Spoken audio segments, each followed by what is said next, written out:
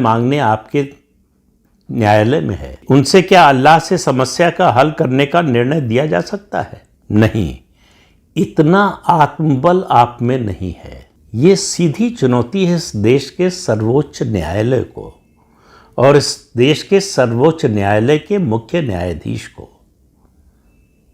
जिनसे आम आदमी अपेक्षा करता है कि जब सुप्रीम कोर्ट पहुंचेगा तो उसे न्याय जरूर मिलेगा।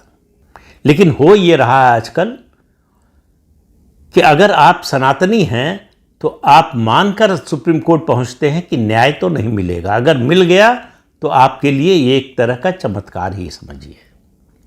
ये उन्होंने नहीं लिखा है, मैं कह रहा हूं। फिर जगत गुरु आगे लिखते हैं, आप पक्ष विपक्ष का त्याग कर न्याय की निष्पक्ष तराजू पर, उन्होंने कहा कि इतना आत्मबल आप में नहीं है कि आप पक्ष विपक्ष का त्याग कर न्याय की निष्पक्ष तराजू पर तौल सके। अयोध्या में श्री राम मंदिर का निर्णय आपने क्यों दिया? राम ही मंदिर बनावे ऐसा निर्णय क्यों नहीं दिया? राम ही मंदिर बनावे ऐसा निर्णय देना था। हमारी आध्यात्मिक दृष्टि में अयोध्या में श्री राम मंदिर का निर्माण परमात्मा श्री राम की कृपा से ही हो सका।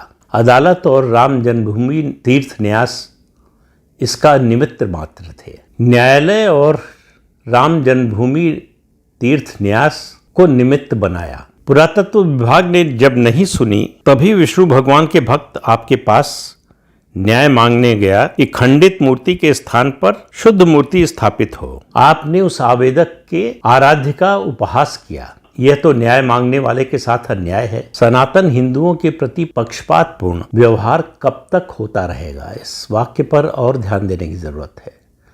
सनातन हिंदुओं के प्रति पक्षपातपूर्ण व्यवहार कब तक होता रहेगा? यानी ये जगत गुरु कह रहे हैं कि अब वो सीमा आ गई है कि अब इसे बर्दाश्त करना कठिन हो रहा है।